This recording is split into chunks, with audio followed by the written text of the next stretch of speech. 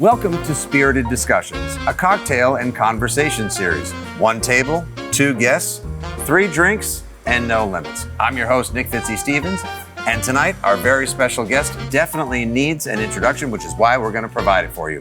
He is the general manager here at the Yankee Spirits store in Norwood, Massachusetts, the GOAT of adult beverage superstores. He is a self-described spirits specialist and pop culturista extraordinaire. Ladies and gentlemen, friends, it is our pleasure to welcome Mr. Morris Carraz. Thank you, Fitzy. I appreciate that. My pleasure. How about that last name, by the way? Carraz. Yeah. I like that. It's like, this guy's cool. He's got Carraz.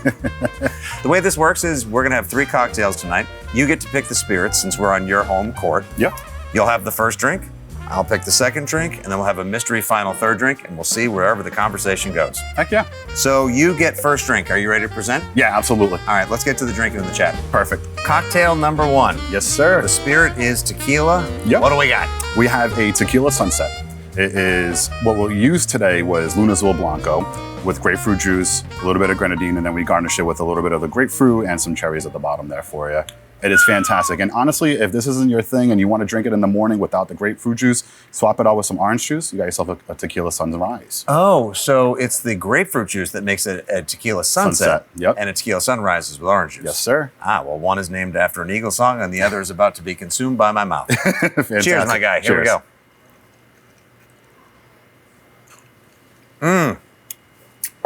That is good. That is trouble. That is good. That is handheld trouble. Spoiler alert.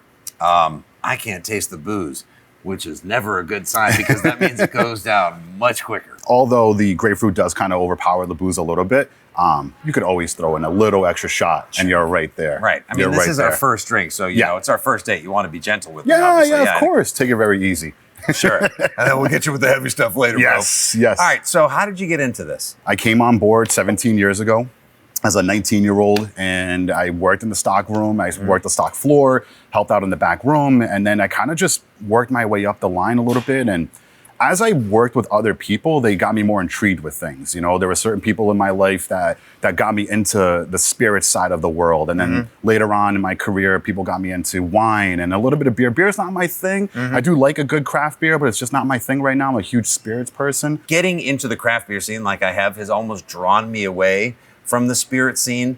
And one by one, every time I have a drink this delicious, it makes me want to start making drinks again. But here's the thing. This requires work. The other thing just goes.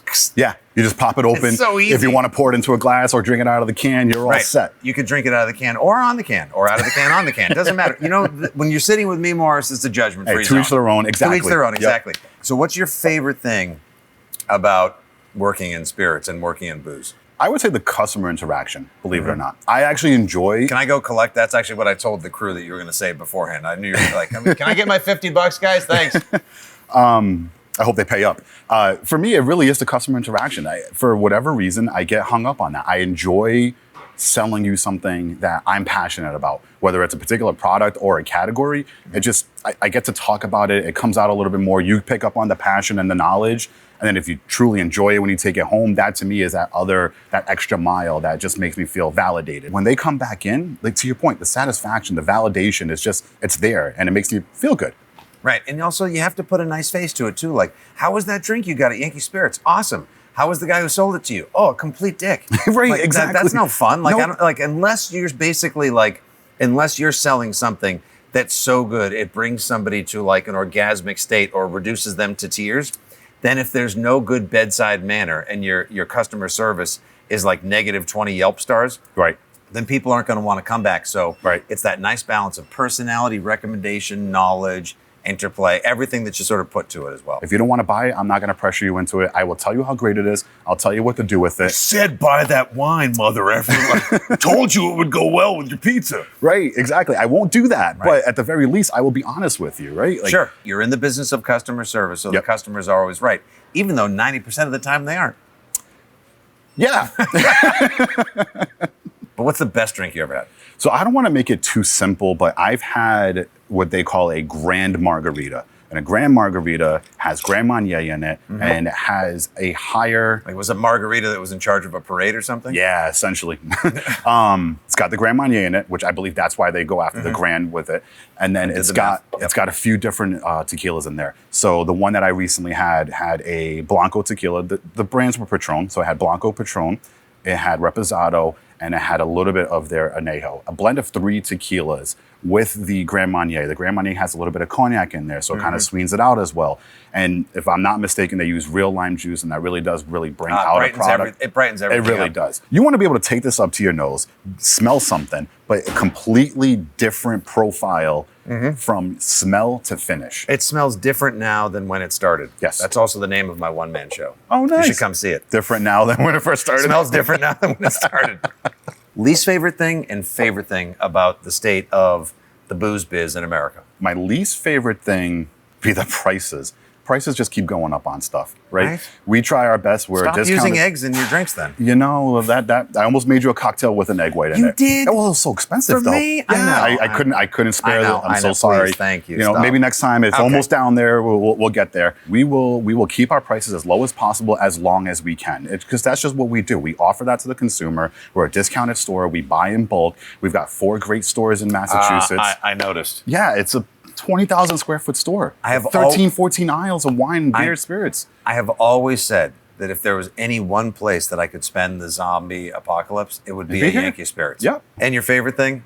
The people, right? Yes, absolutely. The people, and honestly, I think the environment that we have at Yankee Spirits, we are such a family-first company. It's not a corporate company. We have a corporate location. We have a corporate office, but we're not ran like a corporate company.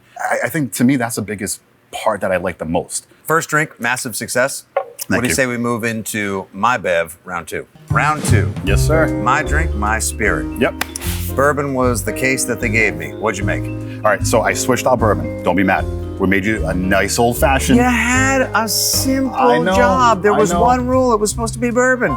We got rye whiskey because it adds a lot more flavor profile to this cocktail. All right. It's All right. bourbon adjacent. It's in the Yeah. family. I know. I Yep. do love a good rye. Yeah, absolutely. And you are a fan of beer. See, you know, just like I said earlier, I remember I told you, I like to drink what I am simple. I also like to drink what I am. Rye. Yeah, exactly. There you go. So what we actually used today came from Trillium. This is rye made by Trillium. Yes. You found a way to make a drink with one of my favorite spirits. Yep. Made by one of my favorite breweries. So the brewery expanded. They are now a distillery as well. This is Trillium rye whiskey. Yep. This is Trillium sweet vermouth. Yep. This is a Death Star shaped rock. I love it. Few dashes of bitters, garnish in there. It's fantastic. Give it a shot, man. I think you're gonna like it. The old fashioned may drink when ready. Yes, sir. Cheers, Fire brother. away. Cheers, my man. Here we go. What about that one? Wow. Yeah. Yeah. So different flavor in here, right? lot more spices. There you go. I feel like after drinking this, I just want to yell like Dracarys and just like burn the countryside down. Hey. Wow. That is, first of all, it smells like a boozy churro on the nose. Yes. Which is amazing. Yep. Because I got hungry, but then I remembered I was also having a drink, so then I got thirsty. That is a potent old fashioned. But this is something that you can enjoy all day, all night, by the fire. This is becoming a common theme. First, you tell me that I can have a tequila sunset or sunrise in the morning for Yes, sir. breakfast. I don't disagree. Yep. Now I can enjoy this morning, noon, and night. Can I apply for a job at Yankee Spirits before we're Absolutely. done? Oh man, it's just giving me a hug right now. This is almost getting like OnlyFans-ish. Hey, Now watch whatever out. pays the bills, man. Yankee After Dark, baby. Let's go. Hey. You and me. You heard it here first. You got the lights, the cameras. Let's do it. Oh, they're going to be so happy they greenlit this series.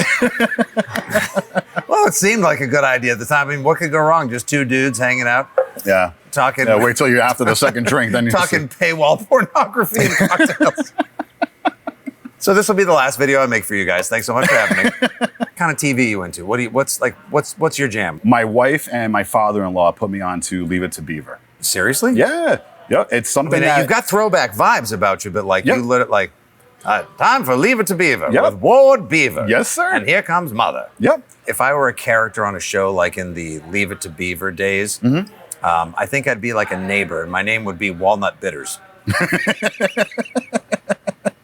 When you go to the movies or you sit at home and it's Friday night, finished up a shift at the Spirits, go home, pizza and the missus, pour a beverage, kind of movie are we watching? Man, I'm gonna be honest with you. I'm a kid at heart. So as an adult, you know, I get a little geeky sometimes. Adult, yes. I get a little geeky about these things, but I'm still a big fan of the Marvel universe and what they bring out. Name one thing in your life you would choose to change via a Marvel alternate timeline. I would like to live like I don't live right now. We're comfortable. My wife and I are comfortable. We're happy, but I want to live like the rich and famous. You know, I want to see that kind of side of the world a little bit. You want to be famous gangster Morris.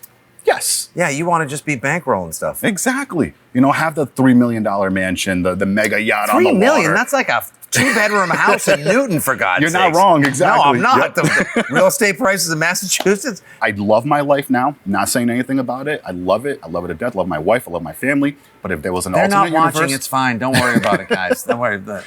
If there's an alternate universe for me to live in, that's where it would be. It would be my adult life, living that style. Wouldn't it be fun just for like a couple of days to be rich and obnoxious AF? But every now and again, not gonna lie, kind of wonder what it would be like to use the dark side. Yeah, why not? I know I've heard they have better candy. But it's great, isn't it? Loved it. It's good. So good. The vermouth comes out a lot. The whiskey comes out a lot. You know, you don't really get you get the aromatic bitters a little bit, obviously, but nothing's too overwhelming, I would say. 3 cocktails. The final one is sort of mystery or dealer's choice. Yep. It's up to you, my man. All right, let me grab it. Surprise me. You got it, man. And now the final round. Yes, sir. To determine the champion. Who will be the one who rules the cocktail glasses of them all? I talked up a little bit about margaritas, and obviously we talked about tequila. This is a mezcal margarita. A mezcal margarita. Yep. I know you might not. Did you know that like mezcal and I are just like, we see each other in a room and we're like, You avoid each other? hey, like, but we just like, we talk to people on the opposite side. Like, Yep. I have a conversation with someone in the kitchen. Mezcal is over at the fireplace being all cool and everything. And I'm like, no. I know your game, mezcal. No. Fitzy, that's how I was too. Sometimes you have to find the right thing. It was like having a margarita in a house fire. Yeah, I get that. Yeah, or just drinking tequila in a chimney. Yep. Yeah, exactly. A little bit too much, but yeah, absolutely. So this one, we use Zikaru Mezcal Tequila. We rimmed it with Osmo Flaky Black Sea Salt. So look at you. We were thinking of that uniqueness. Ramming this action up. Look at that thing. Like I'm afraid to drink. It's like an art project. It's an installation. I know it's gonna just like ruin me, but at the same time, I'm dying to try it. Now that I've tried this, Smoky and different again. Once again, that's what we want to be. Like we were simple. Yep. We were rye. Now we're smoky and different. Exactly. So cheers, brother.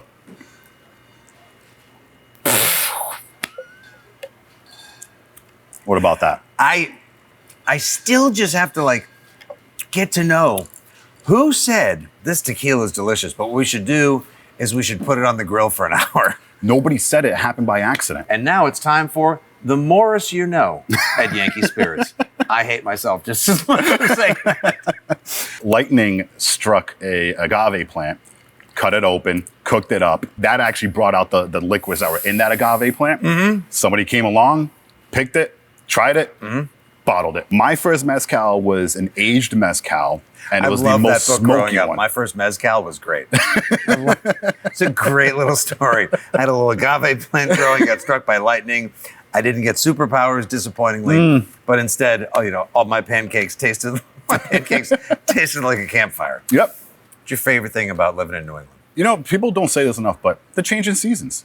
I love the change in seasons. I love actually winter. I like winter a lot. I love the snow.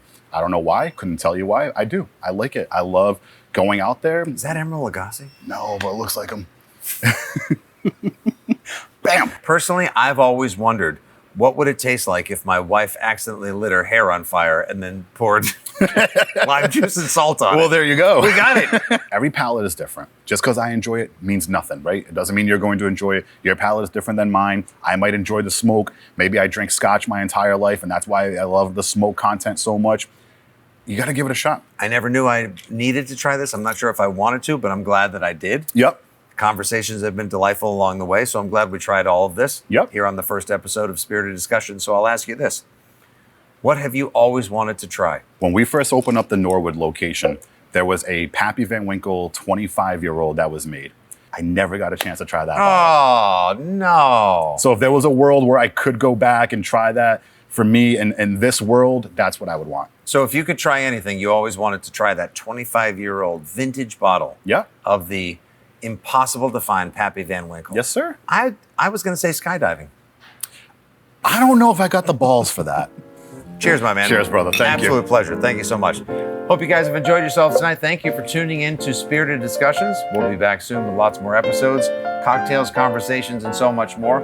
And remember, as always, every good spirited discussion begins at Yankee Spirits. Cheers. Cheers. All right, fine. I'll finish it. Seriously, it's like somebody spilled lemonade on my grandmother's burnt couch.